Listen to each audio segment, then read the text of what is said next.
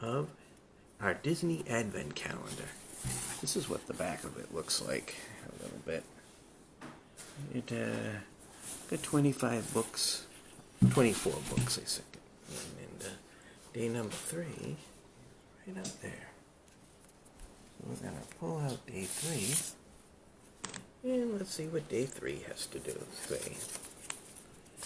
3. Let's see. Zootopia. Hustle Up. Looks like another storybook. Hustle Up.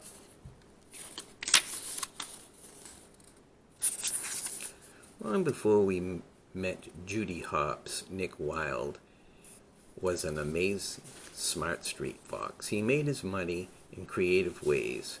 But one day, Nick found himself on the wrong side of a deal. Suddenly, he owed Mr. Big a lot of money. Mr. Big, the Arctic shrewd crime boss of Thundertown, didn't want to hear excuses. You have 6 hours to get me that money you owe. Nicky, otherwise. Mr. Big gazed upon a deep pit of ice. You're iced. This is going to be a long story, I guess. Lost in his own thoughts, Nix hurried downtown. Suddenly heard a big bang. A little old bat was struggling to park her huge van. Suddenly, he had an idea. Nick approached as the bat eyed the damage. They offered to carry her groceries to her apartment for her. Wasting no time, he launched into his hustle. He explained that he worked for the Furless Foxes, a charity that provided fur implants for the mange-afflicted. Why don't you donate the van to my charity, take the tax credit, and buy something more your size? She agreed.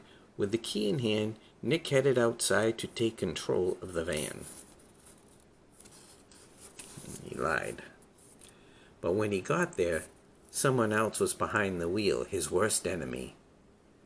Finnick, a one hustler in all Zootopia Nick didn't wish to go away. Nick wished wouldn't go away. Finnick revved the hot-wired engine and laughed as he turned up his French rap music. A river, bug brain, Finnick said as his deep gravelly voice. Then he zoomed away.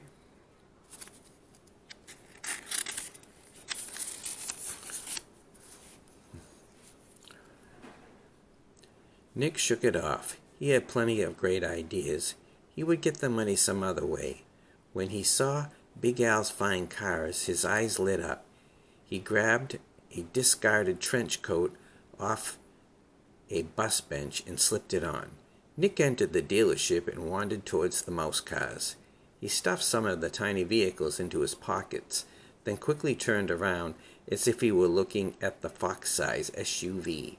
I'll be back with the wife, he called to Big Al with a smile.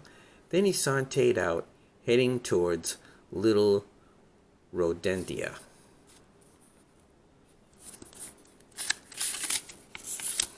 He's not a very nice guy. Nick stood in an alley outside of the gates of Little Rodentia and turned head. You'll turn heads in this, baby, he said as he passed to a passing mouse showing off the little blue convertible, and it's yours for $1,000. I have the same model for $950, said the scruffy voice from the other side of the alley.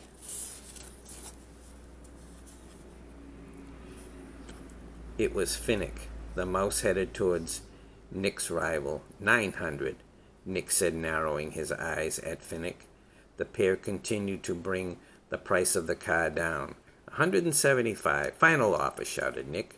$0, said Finnick, rolling the car towards the mouse. Yes, the mouse said. He jumped into it and he took off.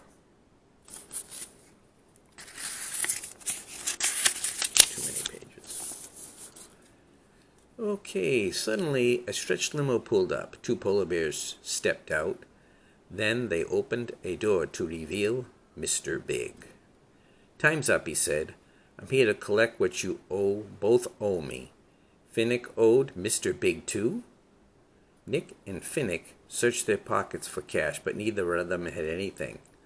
Will you accept this? Finnick said, offering up a mouse car. Ice 'em, Mr. Big ordered. As the polar bears reached to the two hustlers, Nick had an idea. Mr. Big, he said. Sir, honorable one, give us some until sundown. You know I can't do that, Nicky. We'll double the money you owe us, said Nick. We owe you, said Nick, confidently.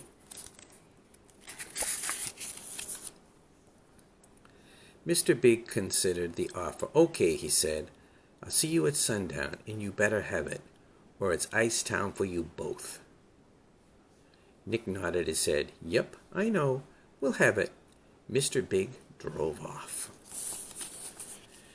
Zootopians are very dedicated to recycling. See that, Nick asked, pointing to a large city recycling bin as he and Finnick drove down the street. What? The garbage? Said Finnick. It's not garbage, said Nick. It's opportunity. With all ideas in your size, the money will roll in. With Nick's plan in mind, Finnick squeezed into the recycling bins across Zootopia collecting water bottles. Once the van was full, they headed for the rainforest district.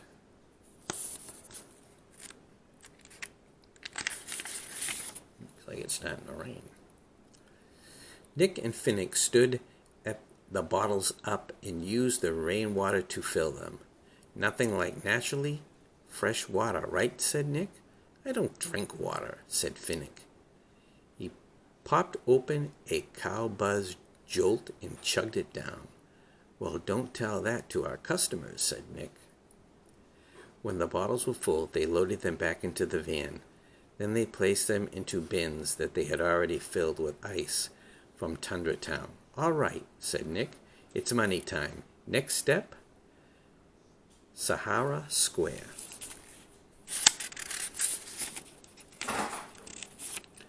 When they got to Sahara Square, Finnick disconnected a pipe on a water fountain. This is burst, said a cub trying to get a drink. Fresh, cold, natural water, Nick cried, holding up a bottle. We'll just buy some from the nice fox and the little boy, the cub mother said. Little boy, Nick thought. A rush of future ideas came to him.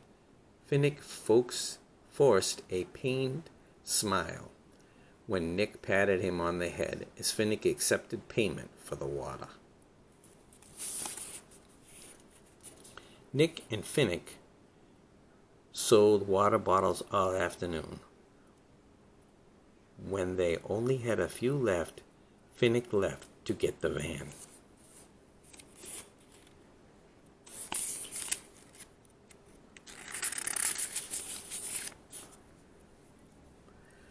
But Finnick never came back.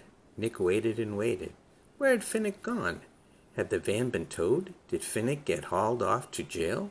After an hour, Nick realized Finnick wasn't coming back, and he had the money with him. Nick walked off. When I find him, I'm going to ice him myself, Nick thought. After a while, Nick stopped feeling angry and started feeling nervous. He knew Mr. Big would be expecting the money at sundown.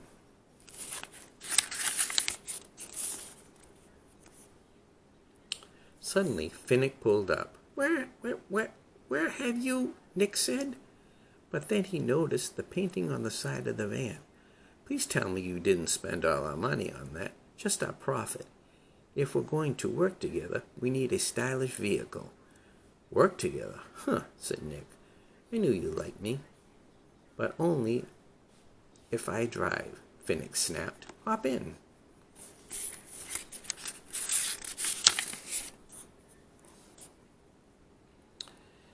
In Tundra Town, Nick handed over the cash. That's all of it, he said. Impress? Mr. Big held up a pastry. Perhaps you too like this cannoli. The filling and shell separate are unremarkable, but together, he said, we really appreciate not being in your ice pit.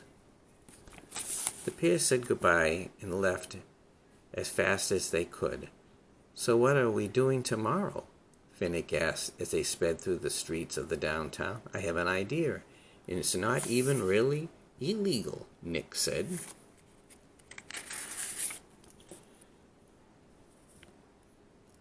Back at home, Nick picked up a slice of pizza and went for a stroll. Tires screeched as a car zoomed by him, and it was Old Bat in a fancy new car. Nick smiled as he watched her race off. His hustle had worked, and with Finnick as his partner, even more opportunities await. That's the end of this story, Zootopia. Hustle Up. And thanks for joining us for day 3. 2 thumbs up, 2 thumbs down, whatever. Don't forget to hit the like button, the comment button, the notification button so you don't miss any more videos from the Moo